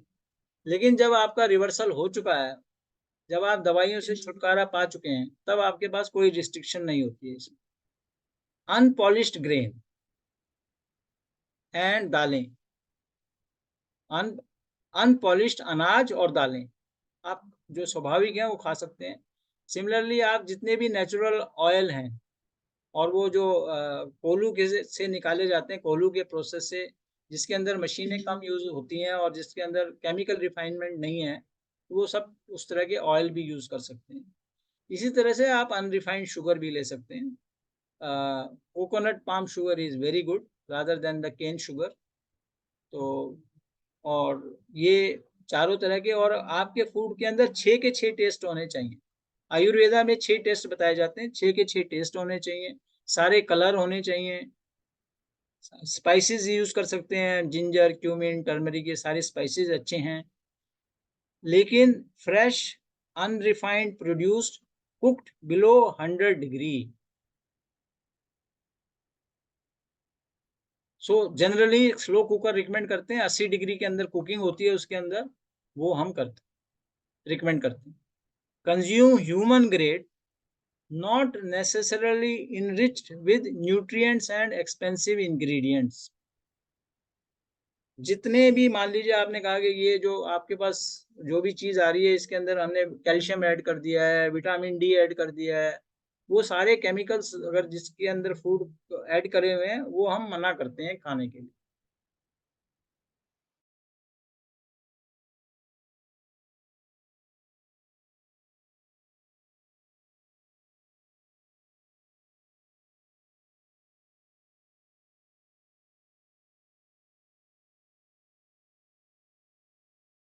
पेड़ के ऊपर पकी हुई चीज़ होती है और भगवान की बनाई हुई है। भगवान उनको अपने सनशाइन से पकाता है। तो अगर आप केला खाएँगे, जो पेड़ पे पका हुआ केला है, उसका स्वाद ही कुछ और होगा। फिर इंसान की रसोई, जो हमारी नॉर्मल अपने घर के अंदर खाना बनाते हैं, और as long as we are cooking below 100 degree. तो वो इंसान की रसोई। जो बाहर आप रेस्टोरेंट में जाकर खाते हैं वो शैतान की रसोई। क्योंकि वहाँ पे अगर मेरे जो ब्रदर हैं, छोटे ब्रदर, वो अहमदाबाद में रहते हैं। He retired as a vice principal of the hotel से जो रिलेटेड इंस्टीट्यूट होते हैं गवर्नमेंट के, उनके वाइस प्रिंसिपल रिटायर हुए। पहले पूसा में पढ़ाते थे वो, फिर उसके बाद वो अहमदाबाद में पढ़ाया। उनसे अगर मैं कभी-कभी डिस्कस करता हूँ, 5 स्टार होटल में जैसे खाना बनता है, 5 star hotel, 4 star hotel, 3 star hotel, 2 star hotel, 1 star hotel, उनसे अगर आप बात करेंगे तो आप बाहर का खाना छोड़ देंगे। और ये कुछ डायबिटीज से संबंधित हीलिंग फूड हैं, इनका प्रयोग बढ़ा सकते हैं, जिसमें करेला है, मेथी है, ये सफ़ेद पेठा है, नारियल है, अदरक है, हल्दी है, आंवला है, थोड़ा नीम है, एलोवेरा है। ये हमारे लिए बॉडी के लिए हीलिंग फूड माने जाते हैं और इनका प्रयोग थोड़ा-सा हम अगर नहीं कर रहे हैं तो इनका प्रयोग कर सकते हैं। नीम का लीफ है, करी पत्ता है, वो भी एक हीलिंग फूड है, तो ये सब कर सकते हैं। तो बेसिकली ये आप जो 14 लेफ्ट साइड की लिस्ट है, ये आप खा सकते हैं और जो राइट साइड की लिस्ट है, ये आपको कम करनी है। बस इसके साथ मैं अब अपना वाणी को विराम देता हूँ कि अब आपके जो भी कुछ प्रश्न वगैरह होंगे तो वो मैं ले सकता हूँ। तो I will stop share now. Thank you sir, काफी अच्छी इंफॉर्मेशन आपने दी। आप कह रहे थे कि आपके साथ में कोई लोग हैं जो अपना हाँ, एक तो प्रदीप जी जुड़े हुए हैं, ये देखिए यदि प्रदीप वो शेयर करना धमोरिया, चाहें। ये सिंगापुर में रहते हैं, ये जुड़े हुए हैं। एक विजय वालिया जी हैं, ये दिल्ली में रहते हैं, ये जुड़े हुए हैं। और विजय अग्रवाल जी जुड़े हुए थे, विजय अग्रवाल जी हैं। ये 3 तो मैं देख पा रहा हूँ। इसके अलावा कोई और हैं तो अपने आप को अनम्यूट करके ज़रा हेलो कर दें। तो आप इन तीनों को चाहें तो इनसे एक-एक बार आपको 1-1, 2-2 मिनट का समय इनको दे सकते हैं, तो ये अपने एक्सपीरियंस आपको बता सकेंगे। विजय अग्रवाल जी को अनम्यूट करा है दीप जी। विजय अग्रवाल जी आप बोलिए। नमस्कार जी। आई थिंक प्रेम प्रकाश जी ने सब बता दिया है, लेकिन संकल्प आपको करना है और बहुत जल्दी करने की जरूरत नहीं है, लेकिन पक्के इरादे से कॉन्फिडेंटली आपको हर हफ्ते हर महीने इसको आगे बढ़ाना है। तो आप जो नहीं खाने वाली चीजें हैं इसके ऊपर बहुत जरूरी है ध्यान दें। जैसे बेकरी आइटम्स हैं, बिल्कुल नहीं खाएं। जितनी भी ये ब्रेड है, बिस्किट है, इन सब में केमिकल्स रहते हैं जो हार्मफुल रहते हैं। तो जितनी भी एमआरपी जैसे इन्होंने लिखा है, यू नो, तो जितनी पैक्ड आइटम्स हैं वो पैकेज आइटम जो है वो नहीं खानी चाहिए। फ्रेश आइटम खाएं, सैलड ज्यादा खाएं। और मैं तो सनबाथ करता हूँ बहुत, और मैं व्हीट ग्रास घर में उगाता हूँ और खाता हूँ, और कैरेट खाता हूँ। लेकिन मोर इम्पोर्टेंट इज कि आप अपना डिनर जो है 7:30 तक कर लें। मतलब डिनर ज्यादा लेट करने से उसको डाइजेशन का टाइम नहीं मिलता, और 9 साढ़े 9 तक सो जाए, तो that also Vijay help. Agarwal ji अपने बारे में बताइए पहले, आपका अपना थोड़ा रिवर्सल जर्नी का एक्सपीरियंस शेयर मेरा रिवर्सल जर्नी एक्चुअली, मेरा 20 साल का डायबिटीज था, और I am also stage 4 cancer patient. लगभग 9 सवा 9 साल हो गए। तो मैंने 3 साल पहले जब कोविड का टाइम आया उसमें प्रेम जी के साथ जुड़े। उसके बाद हमने फिर शुरू किया और अपना डाइट कंट्रोल किया और डेली लाइफस्टाइल कंट्रोल किया, और 1 साल से कम टाइम में मेरा डायबिटीज पिल फ्री हो गया। जो मैं 4 गोली लेता था वो 0 हो गया। तो अभी 2.5 साल से तकरीबन मेंटेन्ड है, और अभी हम एंजॉय करते हैं अपनी लाइफ पूरी। मतलब यंगर देन पहले से हो गया। अब 71 ईयर होने के हैं, लेकिन कोई प्रॉब्लम नहीं है। लेकिन जब ज्यादा थोड़ा खाने पीने का भार हो गया तो फिर 1-2 दिन फास्टिंग कर लेते। प्रदीप जी को जरा 1 मिनट दीजिए, जरा प्रदीप जी कुछ शेयर करना चाहेंगे। Pradeep ji thank unmute you. करके शेयर करो। नमस्ते। हाँ जी, मेरे एक्चुअली मैं यहाँ पे एक इंजीनियर हूँ एक बैंक में। और मेरा हमेशा वर्क थोड़ा हाई प्रेशर में रहता है। तो मैं एक वर्किंग पर्सपेक्टिव में बोलता हूँ कि मेरे को एक्चुअली शिफ्ट ड्यूटी भी था, थोड़ा हाई प्रेशर भी थी, पर्सनल लाइफ में थोड़ा प्रॉब्लम भी थी। तो ये हर एक में होता है। तो ये सब चीज़ों के पर्सपेक्टिव आप सोचेंगे तो ये सारी चीज़ें एक्चुअली डायबिटीज़ को बुलावा करता है। ये सब बहुत ज़्यादा नुकसानदायक है। चाहे टेंशन हो या खाने पीने में सब गड़बड़ हो जाती है, सब कुछ हो जाती है उसी से। तो वो सबसे अच्छा। फिर उसके बाद मेरे पेरेंट्स को भी डायबिटीज था। और मेरे फादर को मैं देखा कि आफ्टर 60 वो बहुत ज़्यादा परेशान हुए। उनके इनफैक्ट डायलिसिस पे चले गए, हार्ट अटैक हो गया। और उनको मेरे मदर बहुत ही सफ़र करी उनको टेक केयर करने में। वो सब चीज़ देख के मेरे को अच्छा नहीं लगता था। तो इसीलिए मैंने भगवान की कृपा से प्रेम साहब मिल गए और मैंने उनको पूरा फॉलो किया। 2 साल की डायबिटिक्स थी और मैं 1000 mg लेता था।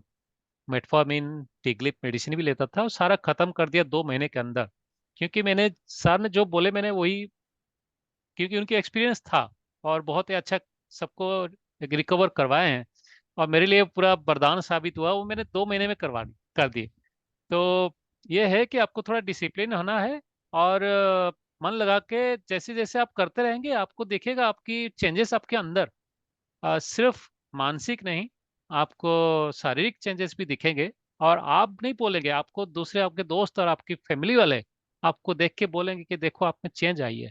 एक्चुअली जो आपकी स्किन की कलर है और आपको फुर्ती है आपकी जिंदगी में। आप जैसे सुबह उठते हैं आपको कोई थकावट नहीं होती है दिन भर। आप कुछ भी वो एक बार जब तक आप मेडिसिन खा रहे हैं ना तब तक आप सोचते रहेंगे कि मैं तो ये नहीं खाऊंगा वो नहीं खाऊंगा। लेकिन आज मैं मेडिसिन के बिना मैं अगर चाहूँ तो एक लड्डू भी खा लेता हूँ। और कभी मेरे पार्टी भी हो जाती है, ऑफिस में होती है पार्टीज, तो वो सब अटेंड कर लेता हूँ।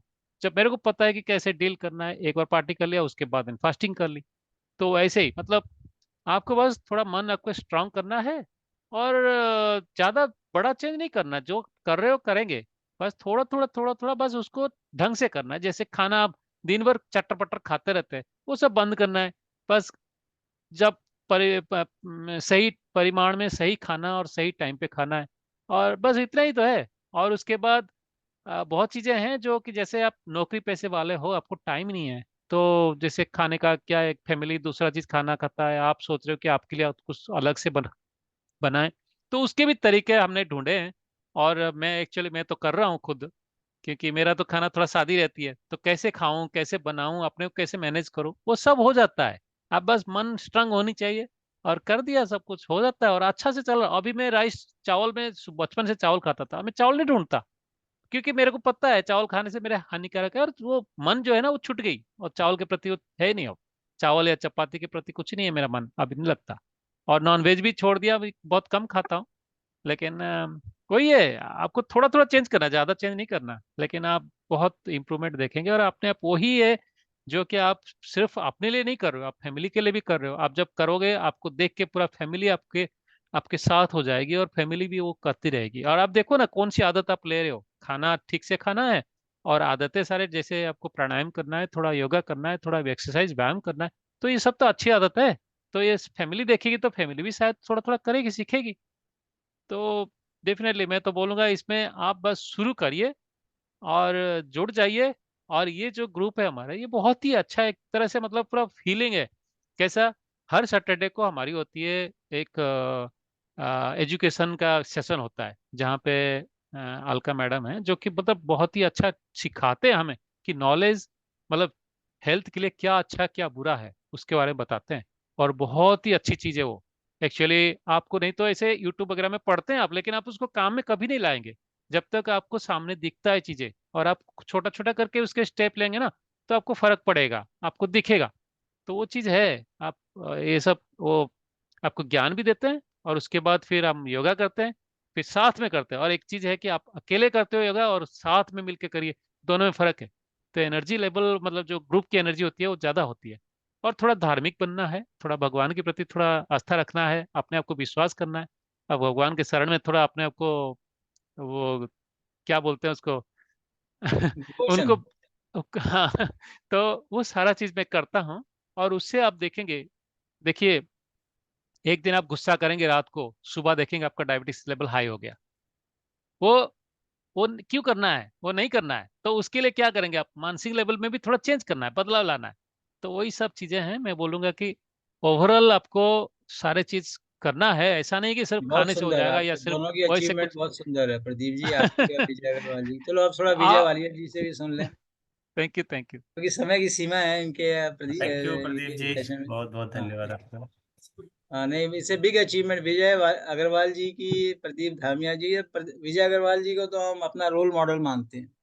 10 साल से डायबिटीज, मतलब almost getting close to 10 years, कि जो 4th स्टेज की कैंसर से लड़ करके अभी तक अपने आप को, and he is hello and hearty. आप बुलाओ इनको अपने घर, आ जाएंगे आपके घर। बॉम्बे में कोई भी रहते हैं आपके साधक, तो invite him and he will be very happy to come over. Yes Vijay Walia ji. नमस्कार सबको, नमस्कार, प्रणाम। मैं विजय वालिया दिल्ली से हूँ, रिटायर्ड हूँ बैंक से। मेरे को डायबिटीज 3-4 साल से डायग्नोज हुई थी, उससे पहले प्रॉब्लम नहीं थी। तो मैं मेडिसिन पे था, मेटफॉर्मिन ले रहा था। फिर इस ग्रुप के टच में आया, प्रेम जी से बातचीत हुई करीब 1 साल पहले। बट मैंने जो जर्नी शुरू की अपनी, वो जून में शुरू करी थी, जून 2023 में। तो कोई ज़्यादा मैंने चेंज नहीं किया अपने उसमें। थोड़ा सा चेंज किया लाइफस्टाइल में, खाने पीने में, एक्सरसाइज करने में, योगा करने में। और मुझे उसका जो रिजल्ट मिला, दैट वाज फैंटास्टिक। मेरी डायबिटीज की पूरी मेडिसिन छूट गई है आज।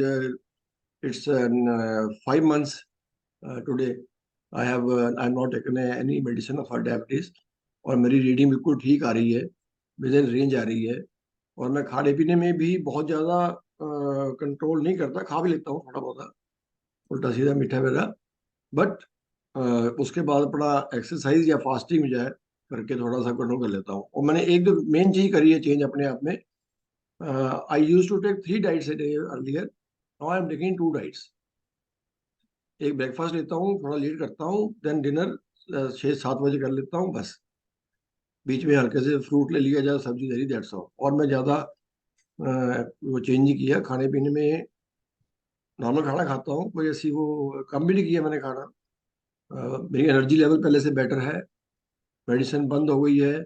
और मैं सबको ये विश करता हूँ कि आप सभी डायबिटीज फ्री हो, भगवान की दुआ से, आपकी एफर्ट से, पेशेंस से, आपके संकल्प से, और आप एक अच्छी लाइफ जिए। I wish you all the best to all the members. नमस्कार।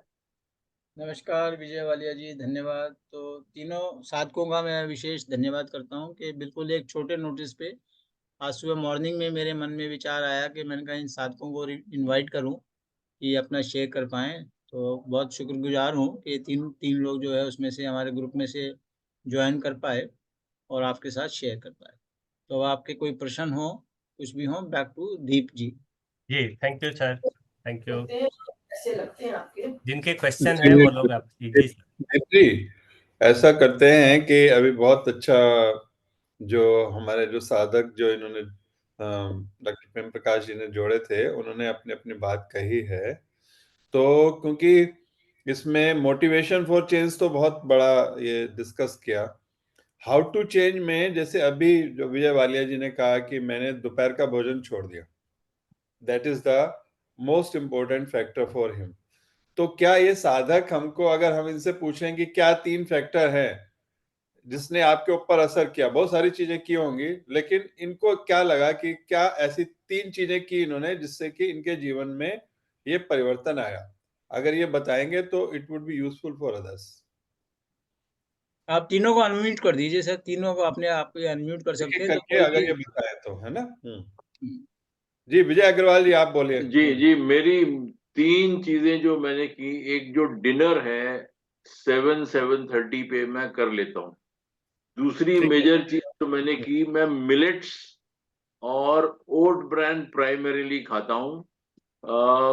जो ग्रेन नहीं गेहूं खाते, और अन्न चावल, नहीं खाते। 15% टाइम खाता हूँ, 85% टाइम मेरा मिलेट्स और ओट ब्रेन रहता है। और तीसरी चीज जो मैंने की, मैंने डेयरी प्रोडक्ट्स जो हैं और मिल्क प्रोडक्ट्स पूरे छोड़ दिए। No milk products and no dairy products. ठीक, थैंक यू।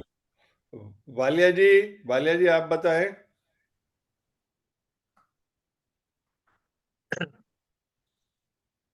सर मैं जो 3 चीजें बताना चाहूंगा। एक तो मैंने लंच स्किप कर दिया और डिनर थोड़ा अर्ली कर दिया। पहले मैं I use to take dinner 9:30 10 o'clock, now I am taking at 6:30 और 7 लेटेस्ट। दूसरा, जैसे बताया अग्रवाल जी ने, मिल्क एंड मिल्क प्रोडक्ट्स। अब मैं थोड़ा सा सिर्फ दही लेता हूँ, कभी कभी दही ले लेता हूँ। दूध मैंने बंद कर दिया, बिल्कुल पनीर बंद कर दिया। चावल और गेहूं मैं अभी पूरी तरह बंद नहीं कर पाया हूँ, जबकि मैंने कम कर दिया बहुत ज्यादा। मिलेट्स पे आ गया हूँ मैं। मेरी नॉर्मल एवरेज एक दिन में एक डाइट मिलेट्स की हो जाती है, और एक डाइट नॉर्मल जो भी है खाना जो घर बनता है वो खाते हैं। तो मेरी ये कोशिश है कि मैं धीरे धीरे पूरी तरह मिलेट्स पे आ जाऊं, और गेहूं और चावल को बिल्कुल मिनिमम कर दूंगा। And third and the most important was my exercise and yoga at the instance of Prem ji and the group. जब हम ग्रुप में करते हैं बड़ा अच्छा लगता है हमें। हम 20-25 लोग होते हैं ग्रुप में, योगा करते हैं, तो that gives a very good motivation and inspiration to me to work. So I give credit to all these 3 things. Very good. और हमारे जो तीसरे साथी थे वो क्या कुछ कहना चाहते हैं? प्रदीप जी। हाँ हाँ सर, मेरे लिए तो सर एक था कि मतलब जो खान पीने का है, जैसे सुबह मैं उठता हूँ, पहले पेठे का जूस पीता हूँ, और थोड़ा धनिया का जूस पीता, सॉरी धनिया का वाटर पीता हूँ, और फिर दोपहर को मिलेट, और शाम को पहले मिलेट खाता था और बंद करके सिर्फ सलाद खाता हूँ, और बीच में चाय कॉफी कभी कभार पी लेता हूँ। कोशिश करता हूँ ग्रीन टी पे रहने की। और उसके बाद योगा मैं हफ्ते में एक ही बार कर पाता हूँ, संडे को, क्योंकि मेरा काम है, मैं काम करता हूँ। और बाकी दिन डेफिनेटली मेरा 10,000 स्टेप्स में मिनिमम डेफिनेटली मेरे को वॉकिंग करना है और थोड़ा वर्कआउट करना है। तो वो डेफिनेटली करता हूँ। और ये है कि भगवान के प्रति मेरा आस्था रखता हूँ, रात दिन हमेशा प्रार्थना करता हूँ कि भाई सब अच्छे रहें, और ये सब मतलब वो थोड़ा मतलब मन को थोड़ा ठंडा करना है। और मैं पहला मतलब मोस्ट इम्पोर्टेंट चीज बोलूंगा कि कोई भी एक जनरलाइज्ड चीज है ना, वो सबके लिए काम नहीं करेगी। वो आपको अपना ही डॉक्टर बनना पड़ेगा। आपको देखना है कि आपके लिए क्या सूट करता है, किस टाइम पे क्या खाने से आपको क्या फर्क पड़ता है और क्या असर होती है, और वो आप देखिए और अपना ऑब्जर्व करके उसी के हिसाब से आप अपने को, इसीलिए प्रेम सर ने बोले कि हर एक का जो चाल चलन और ढंग जो भी है वो सब अपना अपना करना है, वो कस्टमाइज करना पड़ेगा। वो आप खुद ऐसे मतलब कोई कर रहा है और मैं कर लूं, ऐसा नहीं चलेगा। तो चल सकता है, चल भी नहीं सकता है। इसीलिए हम लोग बस मोटिवेट कर सकते हैं आपको, लेकिन अच्छा काम करने के लिए, अच्छा करने के लिए। लेकिन ये कि आपको अपना थोड़ा देखना है कि क्या कर सकते हैं, क्या कर नहीं सकते। और कभी कभी ऐसा भी होता है कि आप करना चाहते हैं लेकिन कर नहीं सकते। ये भी होता है क्योंकि फैमिली की कितना सपोर्ट है, क्या नहीं है, वो सब चीज देखना पड़ता है। तो ये सब चीजें हैं। Very good. बहुत अच्छा। आप तीनों ने जो बताया उसमें कुछ तो कॉमन फैक्टर हैं, हाँ। जैसे रात्रि का डिनर, है ना, और बीच का अगर लंच भी स्किप करना है तो वो, ये लगभग तीनों में एक बात है। दूसरी बात यह है कि मिलेट्स मतलब अन्न, गेहूं और चावल नहीं, मिलेट्स का ज्यादा उपयोग, है ना, ये दूसरी बात है। तीसरी बात यह है कि अगर योग कर सकते हैं तो बहुत अच्छा है, नहीं तो जो आपने बताया दैट इज वेरी इंपॉर्टेंट कि 10,000 स्टेप्स वॉक कम से कम हो जाए, तो उससे डायबिटीज जो है वो कंट्रोल में रह सकती है। और फिर विचारों की और बाकी तो जनरल बहुत सारी बातें हैं जो हमें प्रेजेंटेशन के अंदर दिखाई दी है। तो मुझे लगता है कि ये it could be useful for others ना, काफी लोगों को ये जो आप लोगों ने तीनों ने अपने एक्सपीरियंस बताए हैं। इसमें अगर प्रेम प्रकाश जी कुछ जोड़ना चाहें तो जोड़ सकते हैं। और सर मैं और एक चीज बोलूंगा सर, ये सिर्फ डायबिटीज की तो हम एम करके शुरू करते हैं, लेकिन आप देखिए इसके साथ बाकी दूसरे चीजें जो है वो मतलब जितना भी दिक्कतें हैं वो सारे निकल जाती है। आपकी कोई वो ठीक पैर हो दर्द जाती है। हो रहा है या कुछ हो रहा है या वेट ज्यादा है, वो सब भी ठीक हो जाती है अपने आप को, तो बोनस की तरह मिल जाता है। बिल्कुल बिल्कुल। ठीक। तो इसमें मैं जो 3 चीजें इन्होंने बताई हैं वो तो सब आपने सुनी इनकी, लेकिन एक लो हैंगिंग फ्रूट मैं जो सब लोगों को कहता हूँ वो है स्लो कुकर।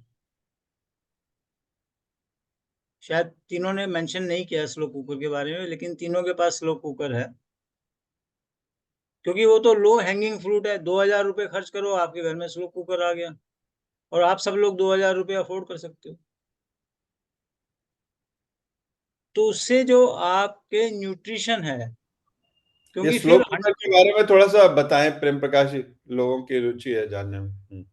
स्लो कुकर क्या है कि सर वो सिंपल कुकर है, इलेक्ट्रिक बिजली से चलता है, लेकिन उसमें टेम्परेचर जैसे वो 100 डिग्री तक नहीं पहुंचता, वो 80 डिग्री पहुंच के उसको कट कर देता है, 80-82 पे, फिर उसके बाद दोबारा ऑन ऑफ करता रहता है। तो 4 घंटे में जाकर के आपका भोजन पकता है उसके अंदर, और उसके अंदर एक टाइमर लगा देते हैं। तो मान लीजिए आपको सुबह सुबह ब्रेकफास्ट खाना है, तो आप अपना सुबह 4 AM पे वो स्टार्ट हो जाएगा, 8 AM पे आपका ब्रेकफास्ट तैयार है, रात को आप सामान डाल दीजिए। क्योंकि क्या होता है कि जब हम लाइफस्टाइल चेंज करना चाहते हैं, तो आपने कहा आपने स्पाउस को इंस्ट्रक्शन दे दी भैया ये काम करो, उसने मना कर दिया, तो आपकी गाड़ी तो रुक गई वहीं पे। आपने कहा कि भैया ठीक है सब्जी तुम बना लो, मिलेट मैं अपने बना लूंगा, चावल मैं अपने बना लूंगा, अपने हिसाब से कर लूंगा। रात को आपने भिगोए, स्लो कुकर में डाल दिए, टाइमर ऑन किया, आपकी समस्या खत्म हो गई, आपकी डिपेंडेंसी खत्म हो गई, तो आपकी जर्नी स्टार्ट हो जाएगी। नहीं तो जर्नी स्टार्ट नहीं होगी, घर में और कलेश होगा।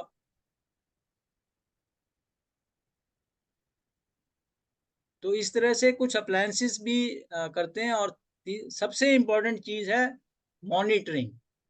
Number 2 I will say is monitoring. क्योंकि जब आप अपनी रीडिंग रोज देखते हो, जब आपको रोज देखते हो, तो आज आपको लगता है जिस रोज आपकी रीडिंग कम आती है उस रोज आपको ऐसा लगता है आपके अंदर इंस्पिरेशन आती है। अगले दिन फिर जब रीडिंग ज्यादा आई तो आप सोचते हो अगले दिन आपने क्या किया। हमारे उस जो शीट बनी हुई है उसके अंदर एक होता है, आपको प्रिडिक्ट करनी है पिछली रात को कि आपकी सुबह रीडिंग क्या है। और जितने भी साधक हैं वो उस लेवल पे पहुंच जाते हैं कि ±5 पॉइंट्स के अंदर अपनी रीडिंग प्रिडिक्ट कर पाते हैं। मैं कहता हूं कि जब आप अपनी रीडिंग प्रिडिक्ट कर पाओगे, तब आपको समझ में आ गया डायबिटीज को कैसे मैनेज करना। So that is the second most important point. इसीलिए जो साधक मेरे को डायबिटीज अपनी वो मॉर्निंग वाली शीट नहीं भेजते हैं, तो मैं फिर उनको छोड़ देता हूँ। मैं कहता हूँ देखो फिर आप गाड़ी नहीं चलने वाली, इसलिए मैं उनको शुरू शुरू में तो मैं कोशिश करता हूँ, लेकिन 1 महीने के बाद तो ये होता है कि वो मेरे पीछे लगे रहते हैं। पहले 1 महीने तक ही मुझे पुश करना पड़ता है कि भैया अपनी मॉनिटरिंग जब तक नहीं करोगे। हमारे तो मैनेजमेंट में ये भी कहते हैं, whatever you can not measure you can not correct. Costing में भी यही कहते हैं कि mere awareness of right cost to the right people will reduce the cost by 10%। तो मेरे जो इंजीनियरिंग के कंसेप्ट हैं, मैनेजमेंट के कंसेप्ट हैं, वहाँ हेल्थ साइंस के अंदर भी उतने ही एप्लीकेबल हैं सर। नहीं तो साइंस अलग है, इंजीनियर अलग है, तो इंजीनियर की जरूरत ही नहीं है लाइफ के अंदर।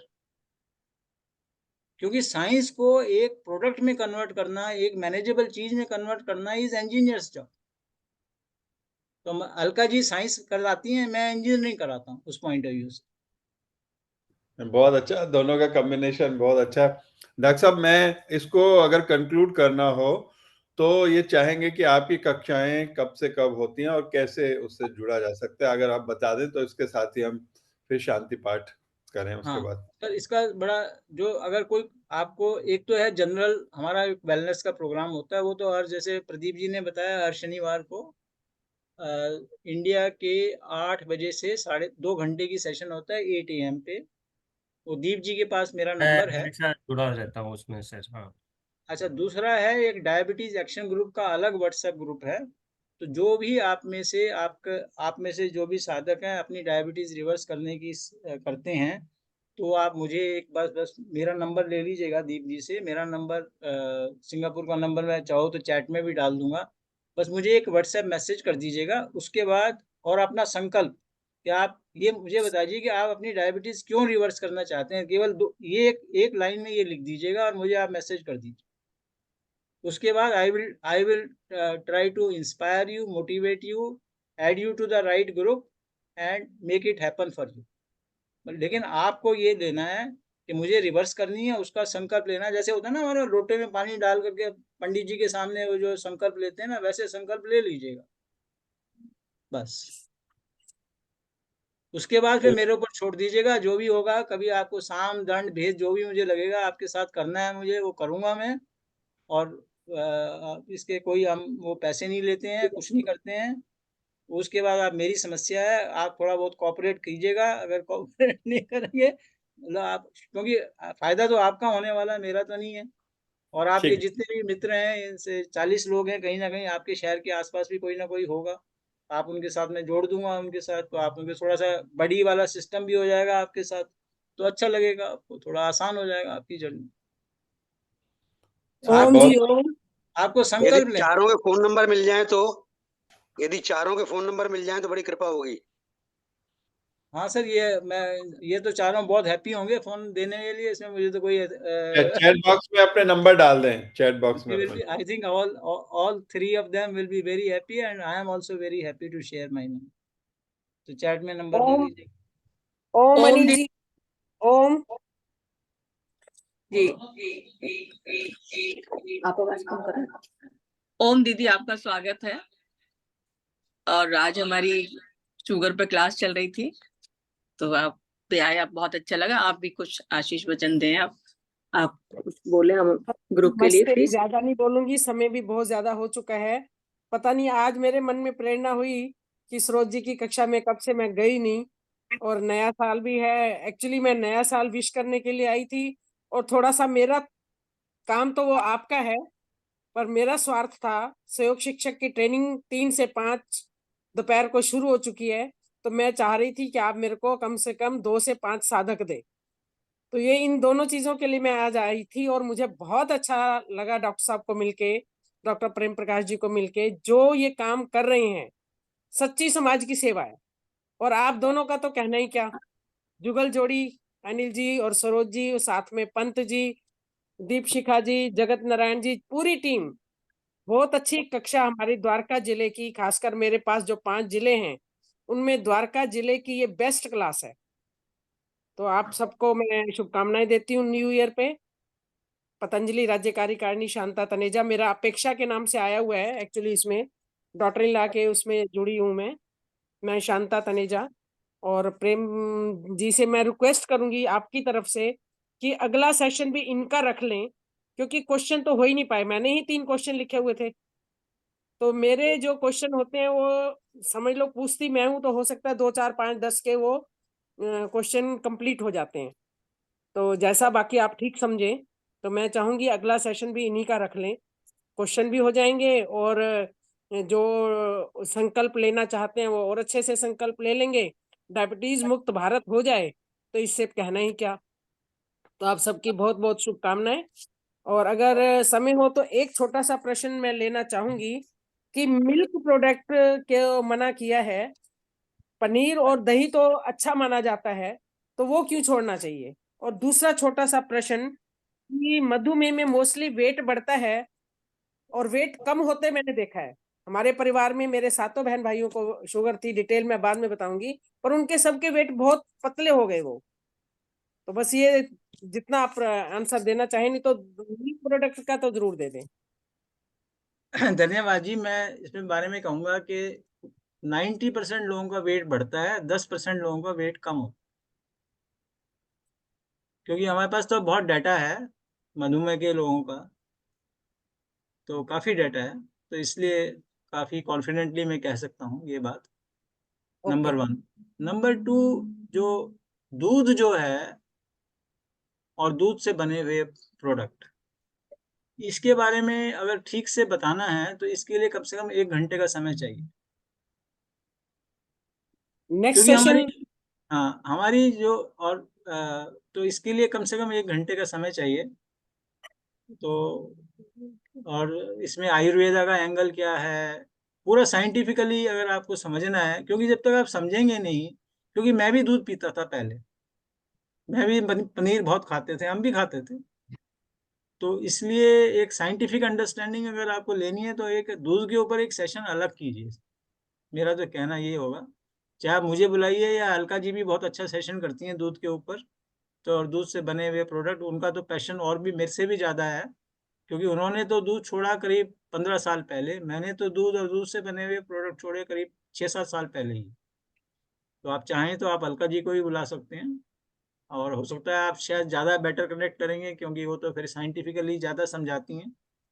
तो दूध के बारे में आप करेंगे तो, but what I am saying is कि ये तीनों लोगों का एक्सपीरियंस है कि दूध इन्होंने छोड़ा और इनको रिजल्ट मिले, तो ये 3 तो एविडेंस हैं, और हमारे ग्रुप में तो 40 एविडेंस हैं। तो आप हर एक, आप चाहें तो अगली बार मैं और लोगों को भी इनवाइट कर सकता हूं, तो और लोग भी जुड़ेंगे उसके साथ। तो आपके पास हो सकता है कि 8-10 लोग जुड़ जाएं 3 के अलावा। तो बस यही इतना ही मैं बताना चाहता था। और दूसरा प्रश्न क्या था आपका कि वेट कम होने का? हाँ, कुछ लोगों का वेट कम होता है, उसका भी मैं आपको रीजन बताऊंगा अगली बार। होता है वो भी, और उनका वेट बढ़ना शुरू हो जाएगा उसके बाद, जब उनका मधुमेह ठीक होगा तो वेट बढ़ना शुरू हो जाएगा, नॉर्मल धन्यवाद। वेट, नॉर्मल वेट पे आ जाएंगे वो। बीएमआई मेजर करते हैं हम, BMI is our starting point, body mass index, वो लेते हैं, तो वो 20 से 25 की रेंज में वापस उनका भी आ जाएगा। जिनका ज्यादा वेट है उनका कम हो जाएगा, जिनका कम वेट है उनका ठीक हो जाएगा। हमें कल धन्यवाद डॉक्टर। प्रदीप जी ने क्या करीब में कल, if I am not mistaken, 8-10 kilo वजन कम किया होगा प्रदीप ने। हाँ सर, सही है।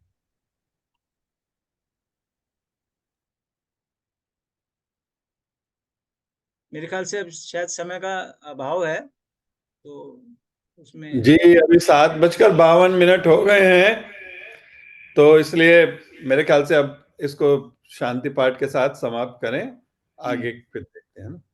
दीप जी। दीदी बहुत बहुत धन्यवाद आपका। संरक्षण हमें मिलता रहता है। अगले संडे के लिए एक्चुअली में हमारे पास अभी फिक्स हो चुका था, तो देख लेते हैं, बात कर लेते हैं, नहीं तो प्रेम सर से या डॉक्टर अलका जी से बात कर लेंगे। तो ये पूरा जनवरी का महीना शायद इस तरह से हो जाएगा। आज हमारे ये नए साल की पहली क्लास है डॉक्टर वाली। तो बहुत बहुत धन्यवाद, आप लोग आए और अपने विचार दिए। Thank you. तो क्लास को समापन करने से पहले हम शांति पाठ कर लेते हैं। सभी लोग कमर और गर्दन सीधी करें और दीर्घ ओम का उच्चारण करेंगे। ओम का उच्चारण ओ और मौ 2 और 1 के अनुपात में। भरे गहरा लंबा सांस। ओ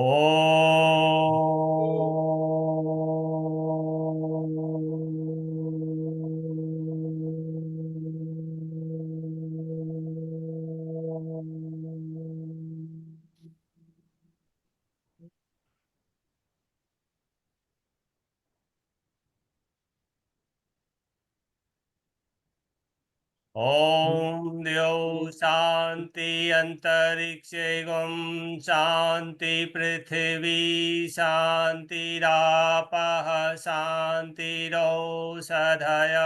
शांति वनस्पतयः शांतिर्विश्वे देवाः शांति ब्रह्म शांति सर्वैर्गं शांति शांतिरेव शांति सामा शांतिरेधि। ओम शांति शांति शांति। कुछ क्षण इस शांति को महसूस करें। दोनों हाथ आपस में जोड़ें, परमात्मा का धन्यवाद करें। दोनों हाथों का आपस में घर्षण करें, उससे निकली हुई ऊष्मा को अपने मुखमंडल पर लगाएं। आप सभी का दिन शुभ हो, मंगलमय हो, इसी कामना के साथ फिर मिलते हैं। Thank you very much.